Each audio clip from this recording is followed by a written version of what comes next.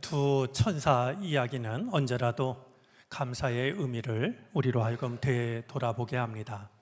하나님께서 두 천사를 이 땅으로 보내시면서 커다란 바구니 하나씩을 주십니다. 그리고 세상에 내려가서 이 바구니를 가득 채워서 오라라고 말씀하시는데요. 한 천사에게는 하나님께 바치는 기도와 간구를 담아서 오라고 했고, 한 바구니에는 감사하는 마음을 담아서 오라고 했습니다. 두 천사가 세상으로 내려와서 하나님께 드리는 기도와 간구를 담기 시작했고, 다른 한 천사는 하나님께 드리는 감사하는 마음을 담기 시작했는데요. 여러분 생각에 어느 천사가 먼저 하늘로 올라갔을까요? 너무나 당연한 이야기라고 여겨지는데, 기도와 간구를 담았던 천사는 이내 바구니를 가득 채웠고 이내 하나님께로 돌아갈 수 있었지만, 감사를 채우는 천사는 그럴 수가 없었다라는 것입니다. 오늘 우리들의 삶을 되돌아보면 여전히 우리를 힘들게 하고 지치게 하는 일들이 적지가 않습니다. 그러나 감사절을 맞으면서 다그 함마슐투라는 이가 기도를 드렸던 것처럼 지나간 모든 것에 감사를 드리고 다가올 모든 일들을 믿음으로 긍정할 수 있다라고 하면 감사절 예배를 드리는 우리들의 마음에도 감사함이 가득 찰 줄로 압니다. 오늘 찬양대가 찬양을 드렸던 것처럼 힘들고 어려운 중에도 우리를 여기까지 지키시고 이끌어 주신 하나님의 은혜에 감사하는 마음을 담아서 예배하는 이 시간이 되어지기를 바랍니다. 오늘 추수감사 주일을 맞아서 우리는 전 세대 예배를 드리고 있습니다. 사랑하는 자녀들, 우리 어린이들이 오늘 함께 예배를 드리는데요. 우리 서로를 축복하면서 먼저 좀 인사를 나눴으면 좋겠습니다. 우리 어른 세대는 우리의 다음 세대에게 정말 복되라고, 하나님의 은혜 안에서 자라라고 이렇게 인사를 하면 좋겠고요. 우리의 다음 세대는 우리 어른 세대를 향하여서 고맙다고, 그리고 늘 건강하시라고 이렇게 서로 인사를 나눴으면 좋겠습니다. 우리 서로 인사 나누시겠습니까?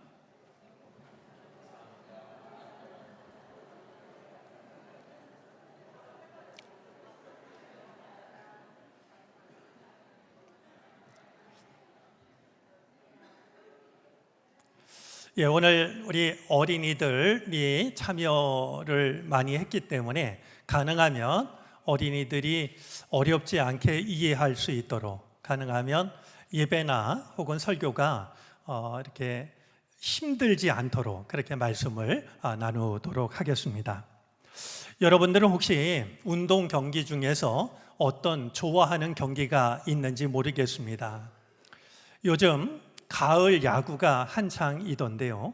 만약에 어떤 경기의 그 점수가 9대1이라고 하면 경기가 너무 일방적이라고 이렇게 생각을 하게 될 것 같습니다. 야구라면 가능한 점수라고 여겨지는데, 만약에 축구 점수가 9대1로 나왔다라고 하면 그건 좀 지나치다라는 생각을 갖게 되겠죠. 예수님께서 어떤 마을에 들어가셨을 때 10명의 납병 환자들을 만나게 됩니다. 10명의 납병 환자들이 이제 예수님을 보고는 우리를 불쌍히 여겨달라고 소리를 쳤습니다. 납병 환자 10명이 한데 모여 있었다라고 하는 것과 그들이 멀찍이 멈추어 서서 소리를 쳤다라고 하는 것을 보면, 그들은 구약에 기록된 율법을 따라서 격리된 생활을 하고 있었다라고 하는 것을 알 수가 있습니다. 레위기 13장 45절과 46절에 보면 이 납병 환자, 악성 피부병에 걸린 사람들이 어떻게 지내야 하는지가 기록이 되어져 있는데요. 우리 말씀을 한번 잠깐 보도록 할까요? 악성 피부병에 걸린 사람은 입은 옷을 찢고 머리를 풀어야 한다. 다른 사람이 알 수 있도록 해야 된다는 겁니다. 또한 그는 자기 코밑 수염을 가리고 부정하다 부정하다라고 외쳐야 한다. 그러니까 성한 사람들과 그냥 모르는 척 섞이는 게 아니라 성한 사람을 만나면 자기 얼굴을 가리면서 나는 부정한 사람이라는 것을 거듭해서 밝혀야 한다는 겁니다. 자, 병에 걸려 있는 한 부정한 상태에 머물러 있게 되므로 그는 부정하다. 그는 진 바깥에서 혼자 따로 살아야 한다. 그러니까 집 안에서 혹은 마을 안에서 함께 살 수 있는 것이 아니라 마을 바깥에서 살아가야 한다. 이렇게 명하고 있는 것을 확인하게 됩니다. 우리를 불쌍히 여겨달라라는 나병 환자 10명의 그 외침을 들으신 예수님께서 그들에게 말씀하십니다. 가서 제사장들에게 너희 몸을 보이라. 의사가 아니라 제사장에게 몸을 보이라라고 했던 것은 이 나병이 나았다라고 하는 것을 최종적으로 판단하는 사람이 바로 제사장이었기 때문입니다.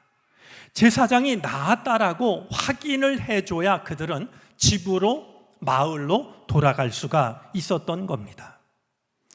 예수님께서 제사장들에게 너희들의 몸을 보이라라고 말씀하신 것은 너희가 내 말을 따르면 낫게 될 것이다 라는 그런 의미를 담고 있는 말씀입니다. 과연 이 10명의 나병 환자들은 예수님의 말씀을 따랐을까요? 예수님은 그들 한 사람 한 사람을 만나셔서 그들의 머리에 손을 얹고 기도를 하신 것이 아니었습니다. 마가복음 1장에 기록된 것처럼 그를 어루만지시면서 축복하셨던 것도 아닙니다. 그저 멀찍이 선 그들에게 가서 제사장에게 너희 몸을 보이라라고 말씀하셨을 뿐입니다. 그런데 놀라운 일이 일어납니다. 예수님의 말씀을 듣고 10명의 나병 환자들이 제사장들을 만나러 걸음을 옮기는데 길을 가다가 보니까 자신들의 몸이 어느샌지 깨끗해진 것이었습니다. 말씀을 아직 다 따르지도 않았는데 순종하는 중에 주님의 은혜를 경험한 것이었습니다. 자, 이렇게 10명의 사람들이 제사장을 만나러 가다가 병이 낫게 되었을 때 그들이 보인 반응은 달랐습니다. 10사람이 모두 깨끗해졌지만 그 중에 한 사람만이 예수님께로 돌아와서 예수님께 감사를 드립니다. 우리가 읽은 성경에는 나머지 9명이 어디로 갔는지를 기록하고 있지를 않습니다. 여전히 제사장을 만나러 갔을지, 가족을 만나러 간 것인지, 친구를 만나러 간 것인지, 사랑하는 사람을 만나러 간 것인지를 기록하고 있지를 않습니다. 한 가지 분명한 사실은 그들 중에 한 사람만이 예수님께로 돌아왔다는 사실입니다. 그는 예수님께로 돌아올 때도 그냥 돌아오지를 않았습니다. 오늘 15절 말씀에 의하면 그는 큰 소리로 하나님께 영광을 돌리며 돌아옵니다. 그리고 예수님께로 돌아온 그는 예수님의 발 앞에 엎드려서 감사를 드립니다. 불과 얼마 전까지만 해도 멀찍이 서서 우리를 불쌍히 여겨달라고 외쳤던 사람이 잠깐 사이에 병에서 깨끗해져 예수님의 발 앞에 엎드려 감사를 드리고 있습니다. 정말로 감사한 마음을 가지고 있는 사람은 그것이 마음에 머물지 않고 겉모습으로 드러나는 법입니다. 그는 마음으로만 감사했던 것도 아니고 이제 멀찍이 서서 고맙습니다 라는 말을 하고 서둘러 자기의 길을 갔던 것도 아닙니다. 예수님을 찾아와서 예수님의 발 앞에 엎드려서 감사를 드립니다. 생각해 보면 언제라도 그의 태도가 그의 마음을 드러내고 있는 것을 확인하게 됩니다. 오늘 성경이 전하는 내용 중에는 뜻밖의 사실이 있습니다. 예수님께로 돌아와서 감사를 드린 사람이 바로 사마리아 사람이었습니다. 지금 예수님은 예루살렘으로 가는 길에 사마리아와 갈릴리 사이를 지나가던 중이었습니다. 이 말씀은 돌아온 사람이 사마리아 사람이었다라고 밝히고 있는 이 말씀의 의미는 나머지 9사람들이 유대 사람들이었다라고 하는 것을 전제합니다. 그들은 누구보다도 하나님을 잘 믿는다라고 자부했던 사람들입니다. 그러나 그들은 주님으로부터 큰 은혜를 받았지만 주님께 돌아오지를 않았습니다. 반면에 유대인들로부터 무시를 당했던 사마리아 한 사람만 돌아와서 예수님 발 앞에 엎드려서 진정한 감사를 드렸던 것이죠.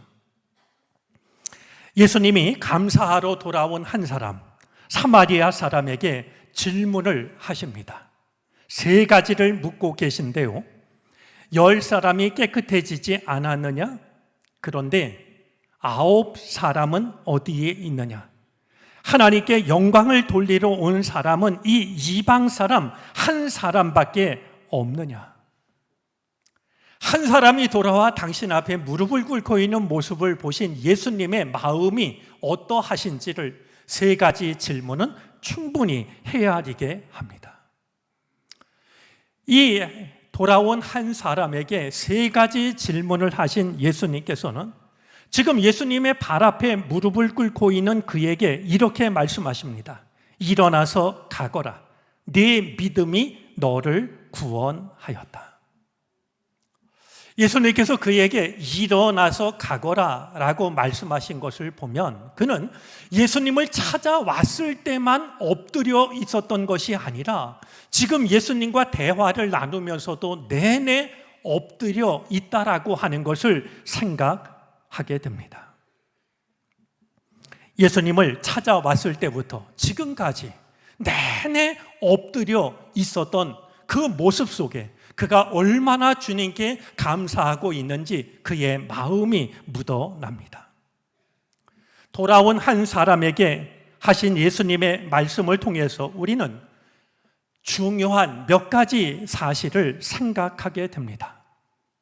먼저 하나님께 감사하는 것이 하나님께 영광을 돌리는 길이라고 하는 것을 생각하게 됩니다.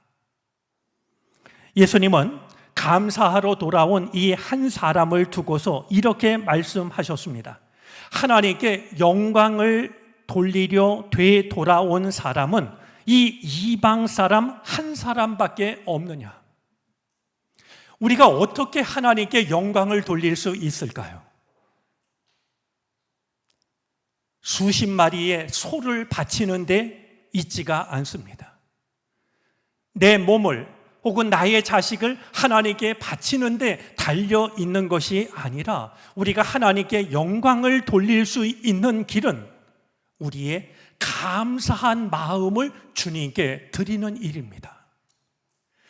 우리가 나의 생명을 지켜주시는 주님께 그리고 나의 삶을 지켜주시는 주님께 진심으로 감사한 마음을 바치는 그것이 하나님께 영광을 돌리는 길이라고 주님은 말씀을 하고 있는 것이죠. 아삽의 시로 알려진 시편 50편 23절에는 이런 말씀이 있습니다. 우리 한번 시편 50편 23절 말씀을 한 목소리로 같이 읽어보겠습니다.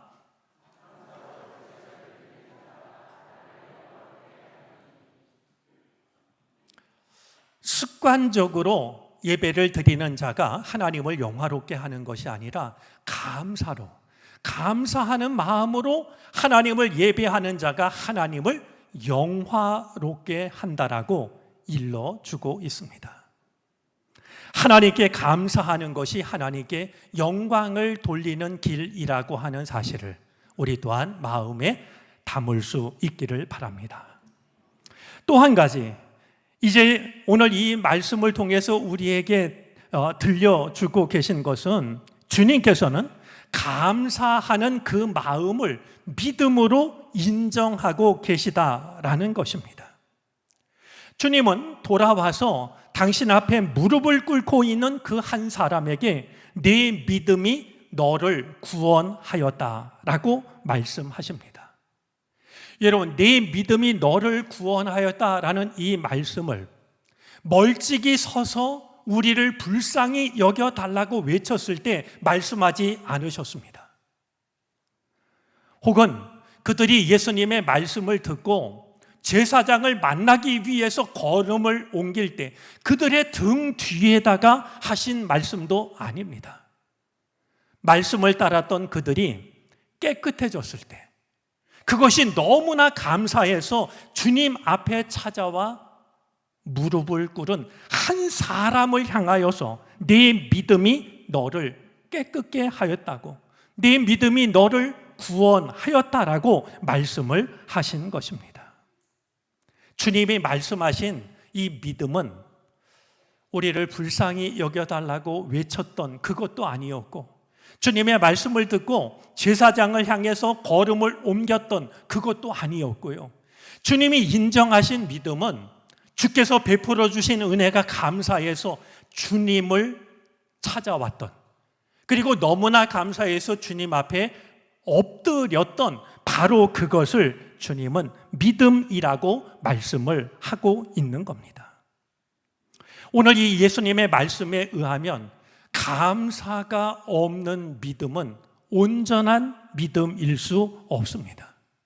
그런 점에서 이 감사라고 하는 것은 믿음의 표지이자 완성일 수 있습니다. 오늘 감사절을 맞으면서 우리에게 믿음이 없지는 않지만 우리들의 믿음 중에 진정한 감사가 있는지를 돌아볼 수 있기를 바랍니다. 진정한 감사, 그것이 주님께서 인정하신 믿음이라고 하는 사실을 우리는 기억해야 될 것입니다. 또 한 가지 오늘 말씀을 통해서 생각하게 되는 것이 있는데, 병 고침과 구원은 다르다라는 것입니다. 여러분, 나병에서 고침을 받았으니 얼마나 큰 은혜겠습니까? 하지만 병 고침과 구원은 다릅니다. 10사람이 모두 병 고침을 받았습니다. 그러나 주님을 찾아와서 주님 발 앞에 엎드려서 감사한 한 사람만이 받았던 특별한 은혜가 있습니다. 바로 그것은 구원의 은혜입니다. 오늘 주님께서는 돌아온 한 사람에게 네 믿음이 너를 구원하였다라고 말씀하고 계십니다. 여러분, 우리가 구원받은 은혜로 하나님께 감사하는 일은 우리에게 너무나 쉬운 일입니다. 하지만 우리는 한 가지 사실을 잊지 말아야 합니다. 그것은 감사한 마음이 우리들을 구원으로 이끈다라는 사실입니다. 구원받은 것에 대해서 감사하는 것, 우리에겐 익숙한 일인데 오늘 말씀을 통해서 우리가 기억해야 할 것은 감사하는 마음이 있다라고 하면 그 마음이 우리를 구원으로 이끌 수 있다라고 하는 사실인 것이죠. 구원에 확신이 없다라고 하면 마음을 담아 하나님께 감사하시기를 바랍니다. 감사한 그 마음이 나의 믿음을, 나의 걸음을 구원으로 인도해 줄 것입니다. 자, 마지막으로 한 가지 더 생각하고 싶은 게 있습니다. 말씀을 드린 9대1이라고 하는 스코어가 오늘 말씀과 어떤 상관이 있는 것일까요? 오늘 성경 말씀을 보면 돌아오지 않은 사람은 9명이고 주님께로 돌아온 사람은 한 사람뿐이었습니다. 이 사실은 우리로 하여금 은혜를 받았지만 감사를 한다는 것이 얼마나 어려운 일인지를 생각하게 합니다. 10사람 모두가 놀라운 은혜를 받았지만 주님을 찾아와서 감사했던 사람은 한 명뿐이었습니다. 우리 생각에는 이만한 큰 은혜를 받았다면 9명 정도가 찾아와서 절을 하고 1명 정도가 어디 딴 데로 갔다면 이것은 우리가 쉽게 이해할 수 있지만 오늘 성경은 예수님께 돌아온 사람은 한 사람뿐이었고 나머지 9은 돌아오지 않았다라고 이렇게 기록하고 있는 말씀 앞에서 받은 은혜 앞에 감사를 드린다라고 하는 것이 결코 당연하지 않다라고 하는 것을 돌아보게 되는 것이죠. 지금의 나는 9명에 속한 사람일까요? 돌아온 한 사람에게 속한 사람일까요?